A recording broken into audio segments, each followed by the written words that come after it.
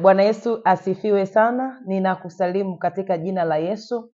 Ninao ujumbe mfupi kwa ajili ya mtu mwenye shauku ya kufanya kitu cha tofauti katika kizazi chake.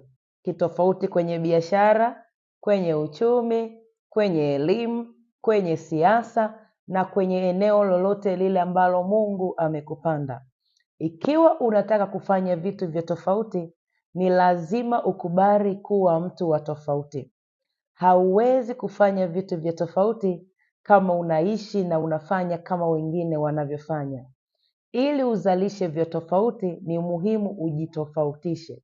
Ikiwa utaenda kama wengine wanavyoenda, basi utafanya kama wengine wanavyofanya. Lakini ukiwa utajitofautisha kwenye mwenendo, utajitofautisha kwenye namna yako ya utendaji mambo, basi utazaa kitu cha tofauti. Mtu wa tofauti atazalisha vitu vya tofauti.